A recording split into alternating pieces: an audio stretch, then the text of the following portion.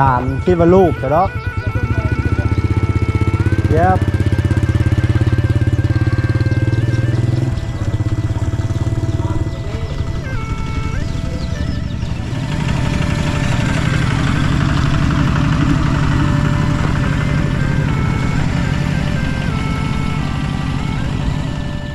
ตอนนี้เดินทางมาฮอดบ้านบ้านสางคำสางเมืองพีนแขวงสนเขตแล้วเราจะเดินทางต่อเข้าไปข้างในพุ่นแล้วทุกคนเลยโอ้อันนี้มุงผ้าคักเนาะโอ้กระดุมผ้าเลยมีปูดไม้นำอยู่นี่โอ้ไม้ยังนี่มากระจ้าไว้บ่ปูดไม้กระจ้าไว้นี่ปูดยังปูดไม้แดงเนาะโอ้โตลำใหญ่ขนาดเลยตัวนี้เบิ่งจะขึ้นไม่เปื่อยตัวนี้เนาะตัวนอนนี่ใหญ่คักประเทศลืมเปิดเน็ตบาสลีพาบาสลีเพิ่นมาเอาเงินเพิ่นถอนเงิน10 เมตรบ่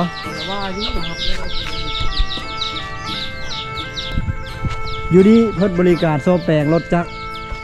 รถใหญ่นำได้นี่นี่เครื่องซ่อมเครื่องยังเครื่องเชื่อมก็มีดินเครื่องเสียงนำเนาะอยู่ในมีเครื่องเสียงนำบริการขายเครื่องขายของขายน้ำก้อนน้ำยังเดี๋ยวถ้าบาสดีเอาเงินแล้วเขาจะเดินทางต่อซื้อได้อันนี้นะมันน้อยนะฮะเท้ายังผู้ชายบ่โอ้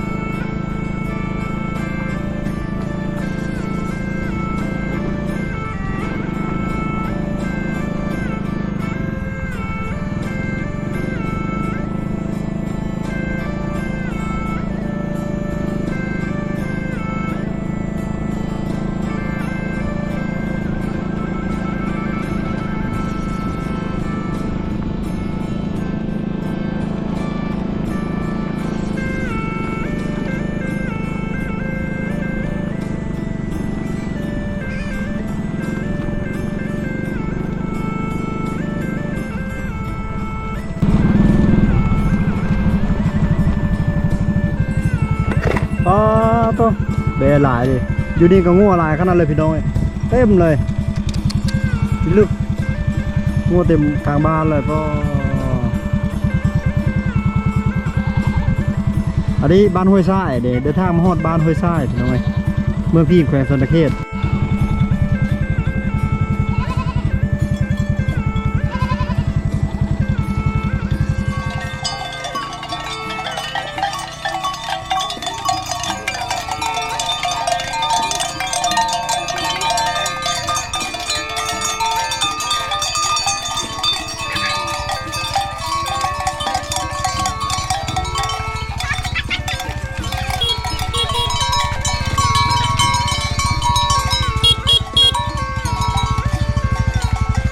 ไปใช่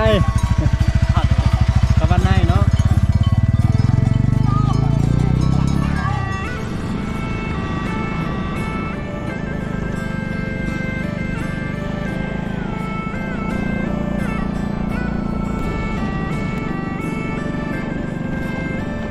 ตอนนี้เดินทางมาฮอดขอบเขตหมู่บ้านเลยได้ในเห็นหมู่บ้านแล้วก็ทุ่งนาเขาเหลืองงามเลยทุกคนเลยพอแล้วหมู่บ้านพลุเขตเมืองพีนแขวงสวรรณเขตเป็นหมู่บ้านของคนพี่น้องชนเผ่าพลุได้ทุกคนเลยโอ้โหบ้านหลายเลยเพื่อนหลังบักใหญ่เนาะเพื่อนเป็นเพื่อนใหม่นี่หลังงามเลยโอ้โหข ผักอะไรกินยาเสียวๆอยู่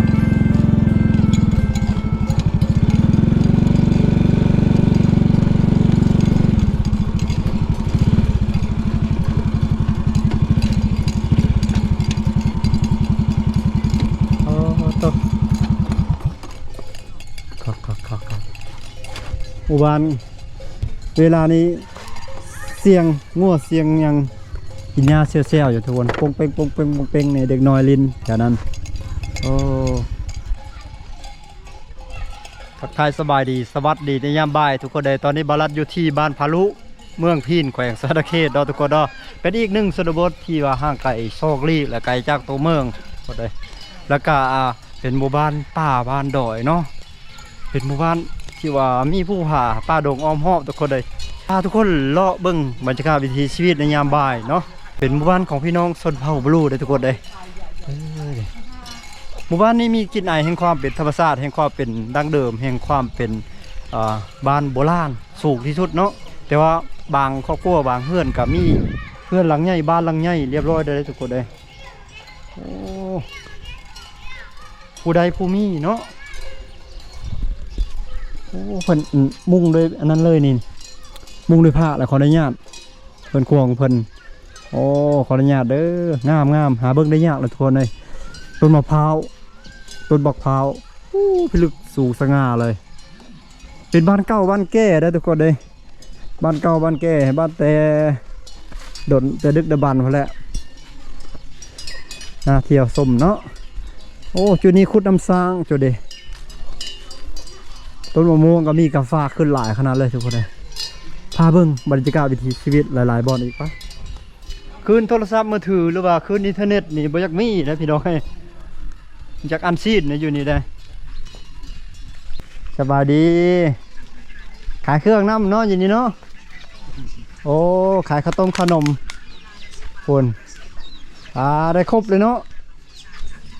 โอ้มีตู้เย็นน้ำเนาะโอ้ขายข้าวต้มข้าวนมยังอันนี้พาเนาะ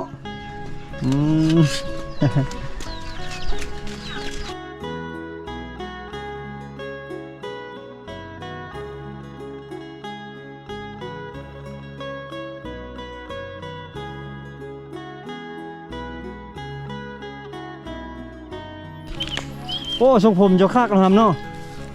โอ้แบบดาราเกาหลีเลย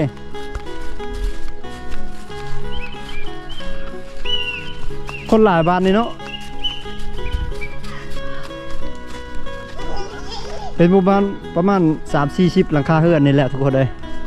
อยู่จุดนี้มีสาวงามประจำหมู่บ้านโอ้มีน้ำห้วยน้อยๆไหลไปตามแคมบ้านเนาะเบ้อยู่ในแคมห้วยอยู่นี่นะจุดนี้อยู่แคมห้วยเลยทุกคนเลยยูฮันมีคกมองสำหรับตำเขาด้วยคกมือ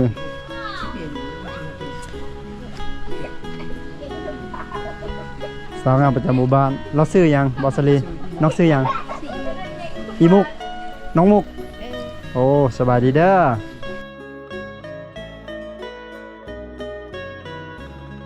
โอ้อันนี้เฮือนน้องวันนี้โอ้ป้าเก็บแปลนใหม่เนาะชิได้เฮือนหลังใหม่แหละหลังเก้ากะไม่เป็นคะแนนนี่เห็ดป้อบอกคักเลยเนาะโอ้ว้าเถอะมีสัญญาณมาอยู่นี่นะเอาเลยของอ้ายคือบ่มีอยู่ได้แต่คิดเดียวแม่ไปแม่มาอยู่เมื่อกี้นี่แห้งบ่มีเลยตอนลงทวิตลงเป็นรถจักรทวิตแห้งบ่มีเลยบัดย่างเข้ามาแถวนี้มีอยู่ขีดนึงโอ้ยากเนาะอย่างนี้เนาะ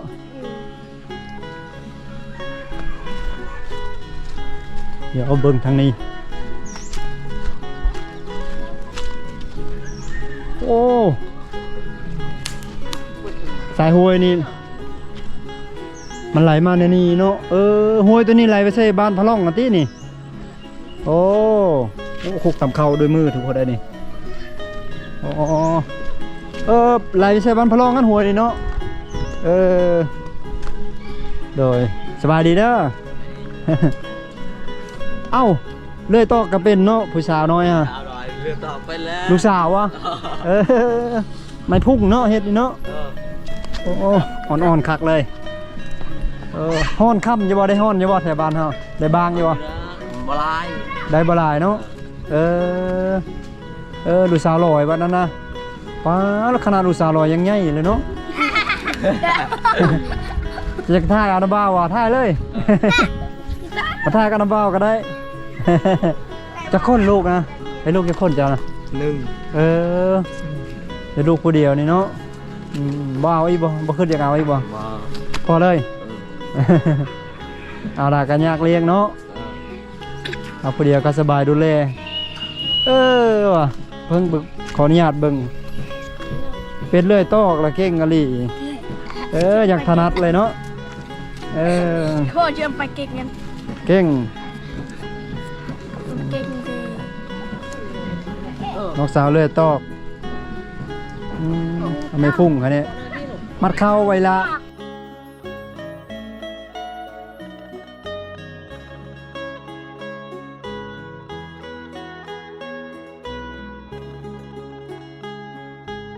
เข้าโรงเรียนห้องใดแล้วล่ะป .5 แล้วโอ้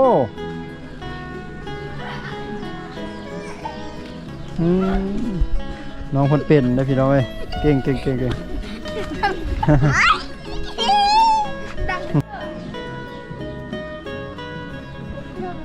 เดือดตอกก็เป็นเก่งลีพี่สาวน้อยบ้านนาเดือดตอกมัดเขาคนน่ะเรียนอยู่ห้องป .5 แล้วเก่งไกลบ้องเฮียนนี่ล่ะไกลเอ้ยน้องยังเลย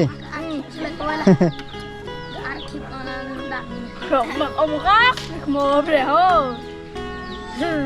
เก่งขนาดโอนเฮ็ดอย่างถนัดเลยเจ็ดแล้วเนาะอ๋อ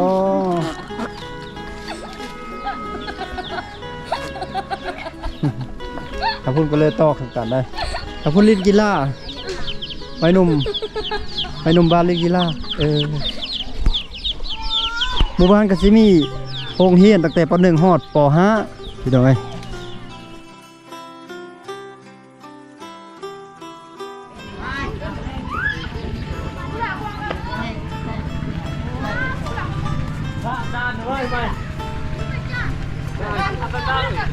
กีฬาแม็กตะก้อ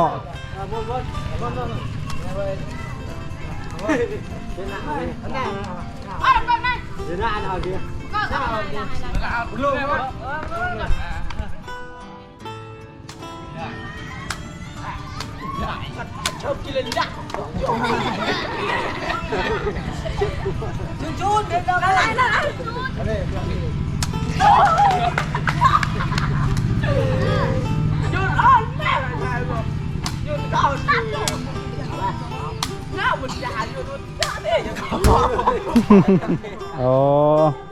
ไม่ยังไม่พุ่งมาดินะโอ้มัดเข้าบ่โอ้ได้หลายแล้วเนาะฉีกง่ายเนาะมันอ่อนเด้ตอกไม้ยังอ่อนเนาะฉีกเอาเลยฉีกเอาเลยมันอ่อนละฉีกง่ายเนาะสบาย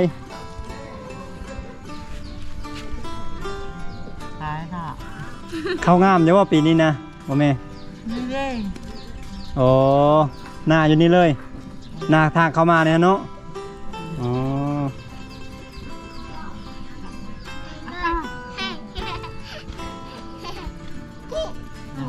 เสียนี่เนาะตัวหนึ่งนี่น้อยๆนี่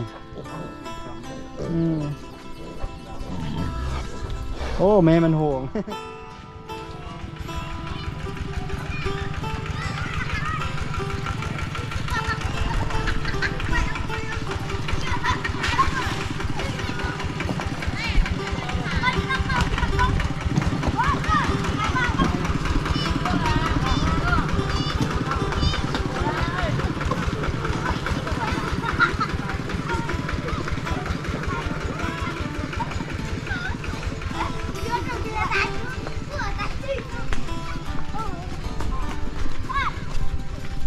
สบายดีมาเดี๋ยวใช้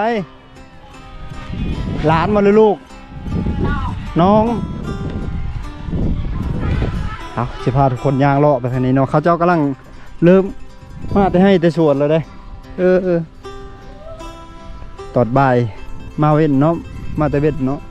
ตัวแล้วเพื่อเฮ็ดเบียกบ้านเบียกอย่างอีก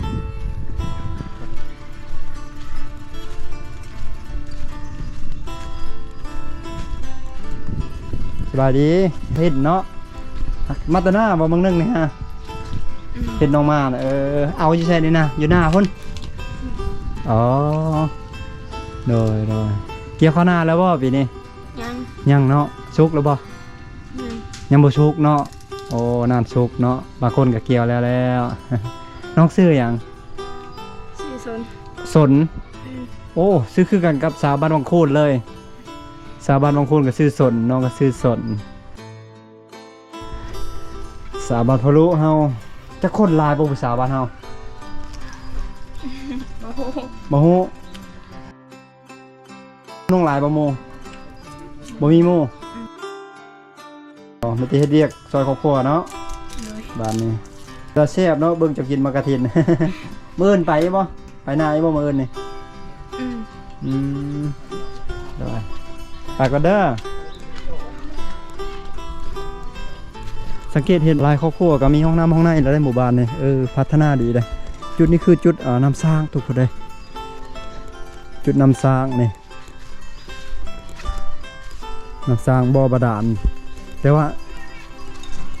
บ่ฮู้ว่าไซหรือบ่นะคือบ่ได้ไซเนาะเขาคือสิไซตัวนี้นี่ตัวนี้ก็แม่นได้นี่น้ำสร้างไว้นี่เขามุ่งไว้นะยันนั้นมีหยังตกยันซัดหยังมาตกใส่เด้งัวหลายงัว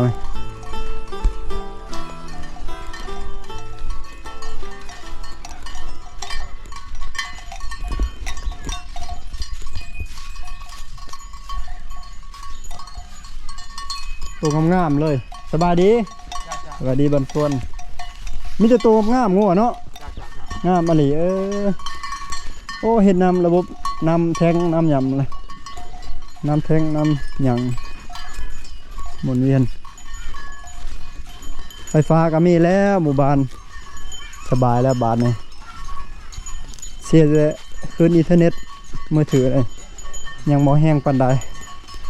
จะพาทุกคนเลาะไปทางนี้โอ้โป้มาเลยว่าน้ำนี่โป้ขึ้นมาเลยเนาะอ๋อสบายดีเด้อใส่ยังบ่โอ้ใส่คักเนาะมัวลายเนาะ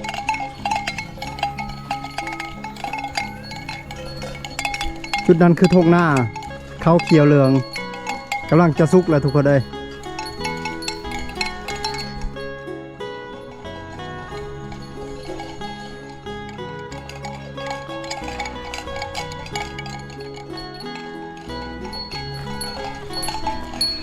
บางคนก็มีเฮือนหลังมักใหญ่ๆทุกคนเลย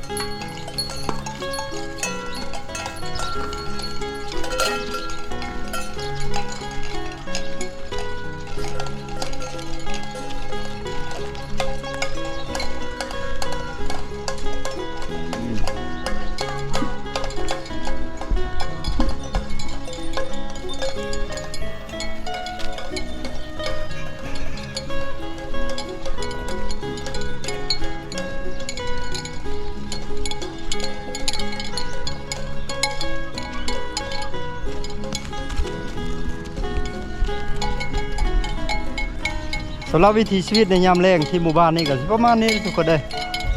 ผู้คนนับถือผีนวัดในโบบีได้มีการเสียชีวิตอย่างต่างๆก็ต้องได้ไปพูดแหละไปฟังเอาเนาะบางคนกะจูดเนาะคนกะจูดบางคนกะเผาเนาะอีกตามสถานการณ์เพิ่นว่านะหรือว่าตามเงื่อนไขเนาะบางเทื่อคาดว่าเสียชีวิตโดยนั้นเกิดอุบัติเหตุก็จะมีการฝังเทื่อเสียชีวิตแบบเจ็บไข้ได้ป่วยธรรมดานะโรคซาร่าอย่างก็จะมีการเผาแต่ว่าการเผาเนี่ยจะบ่มีพระหรือว่ามียาคู่มาสูตรมาให้พอดได้ทุกคนเลยก็จะเฮ็ดตามพิธีทางประจำท้องถิ่นและของชนเผ่าเนาะทุกคนเนาะ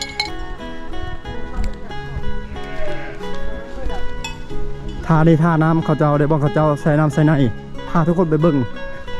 ท่าน้ำเขาเจ้า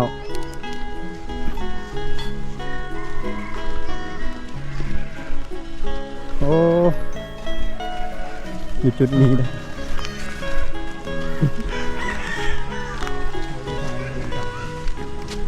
เห็นก้อยน้ำบ่ ไปบันนี้ลงไปที่เซอีกเท่านึง โก กำนันนะ ปะตะหาปลาป่ะฮัม โอ้ย กระโมดเมื่อกี้ไอ้แม่นกระโมดเมื่อกี้แม่โอ้ ท่านไอ้เปาะเจาะในเลยตะลุกบ่ คนใส่น้ำหลายๆเท่านั้นนะผู้หาปลาก็มี เล่หนาบ่ ปลาขากะเลยบรรยากาศโอ้หุ่นความน้ำก็มีได้ถึงฮักน้ำนี่ใสครับเนาะน้ำนี่น้ำห้วยพะล่องหูจักซื้อแล้วน้ำห้วยพะล่องเนาะตัวนี้ไหลออกใส่บ้านพะล่องโอ้เพิ่นในกอาบน้ำคือกันเนาะแต่ว่าจุดนะฮะปลาแต่จุดเหนือพอดีกอาบน้ำอีกโอ้ใส่คักเลยน้ำเลยโอ้ยามอาการโฮนี่เขาขึ้นโตแล้วบ่อนคอนอันนี้นะนี่แหละสายน้ำที่สำคัญของหมู่บ้านทุกคนได้เทียมฟังเนาะนี่ก็สวนเขาเจ้าเนี่ยปลูกบักเกียงบักขามบักลำไย ลงมาในเซอีกเท่านึงเราสิเป็นภาพบรรยากาศสาวที่สนุกทางน้ำ ทุกคนนี่คือภาพบรรยากาศเนาะวิถีชีวิตคักหลายทุกคนไปหลายบ้านหลายเมืองก็เห็นแปลกหูแปลกตาเนาะบ่อนสวยบ่อนงามบ่อนที่ว่าแปลกกว่าหมู่ก็มีได้ทุกคนเลยที่เอาบรัดได้อัปเดตลงไปในคลิปวิดีโอเนาะหลายๆคลิปที่ผ่านมาเนาะแต่ว่าพี่น้องท่านใดอยากรู้จักอยากติดตามก็ไปเบิ่งย้อนคืนได้ในคลิปผ่านมาเนาะ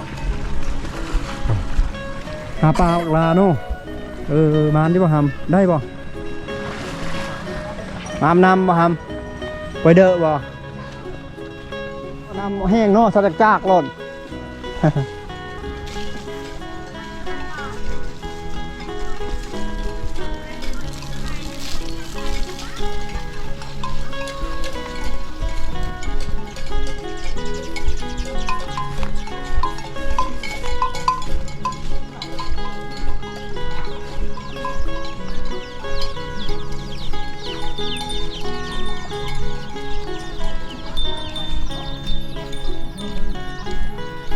โอ้ได้มาหุงชุกเนาะ ไปลืมเลยมันหมดลืมกันโอ้ยมันลืมวะ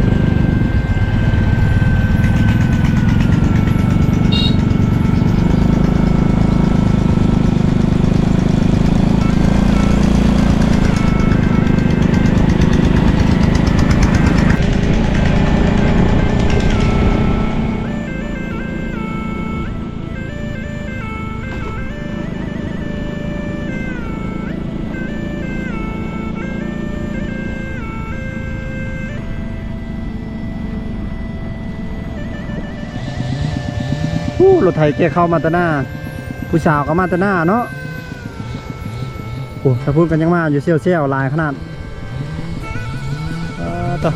ตอนนี้เดินทางออกมาฮอดหมู่บ้านห้วยทรายแล้วทุกคนเลยเขตบ้านห้วยทรายเมืองพีดแขวงสะเขต